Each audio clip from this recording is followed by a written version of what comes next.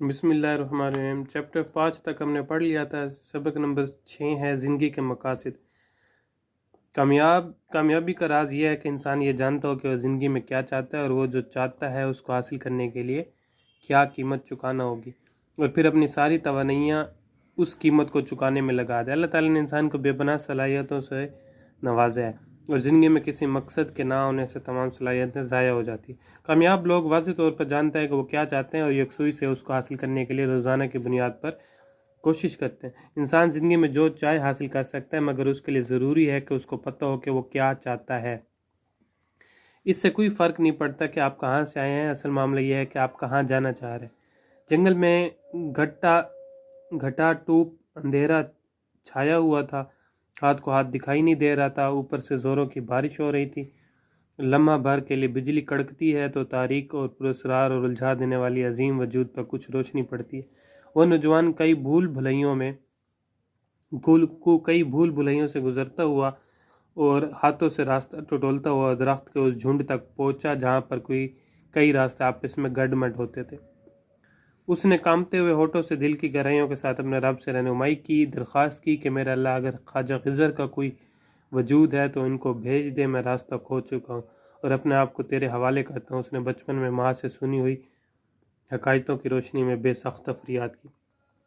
خواجہ خضر کے بارے میں مشہور تھا کہ وہ بھٹکے ہوئے کو راستہ دکھاتے ہیں، بشرط یہ کہ دعا قبول ہو جائے۔ شاید اس کی دعا قبول ہو گئی۔ بارش کے لپیٹے جیسے ایک دم ہلکے سے ہو گئے، آسمان سے روشنی نمودار ہوئی جس میں ایک بزرگ نظر آ رہے تھے جو اس کی دعا کا جواب بن کر آسمان سے اترے تھے۔ نوجوان بزرگ کو دیکھ کر خوش ہو گیا۔ نوجوان، کہاں جانا چاہتے ہو؟ ان کی باروب آواز گونجتی تو وہ گھبرا گیا۔ ایک دم بجلی کڑکی اور ارد گرد کا ماحول روشن سا ہو گیا۔ نوجوان کو معلوم ہو گیا کہ وہ کسی دورائے پر نہیں بلکہ شاید سورائے پر کھڑا ہے۔ جنگل کے پر پیچ راستوں سے درجنوں پگڈنڈیاں وہاں گلے مل رہی تھی اور بہت سے راستے آگے کی طرف دوڑ رہے تھے۔ نوجوان نے اپنی منزل کے بارے میں سوچا تو اس کے ذہن میں ایک بڑا سا سوالیہ نشان ابھرا اور ایک حالہ سا بن گیا۔ میں واقعی کہاں جانا چاہ رہا ہوں؟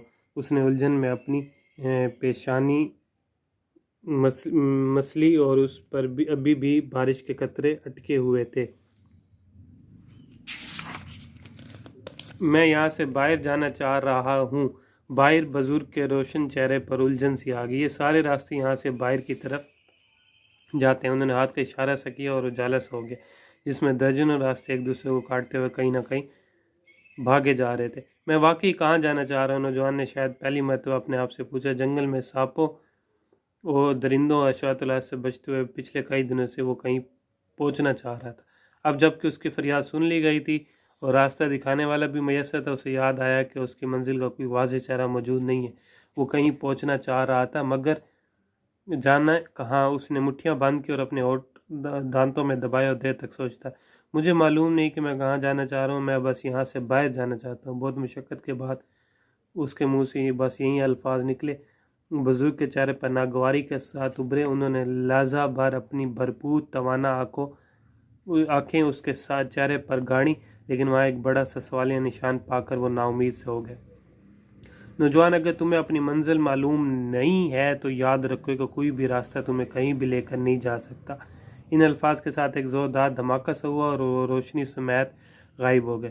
نوجوان جنگل کے اسی تاریک جھنڈ میں سوار ہے مگر اکیلا کھڑا ہے۔ کامیابی کے لیے یہ ضروری ہے کہ انسان کو پتہ ہو کہ اس کی منزل کیا ہے، وہ زندگی میں کیا حاصل کرنا چاہتا ہے، وہ کیا بننا چاہتا ہے۔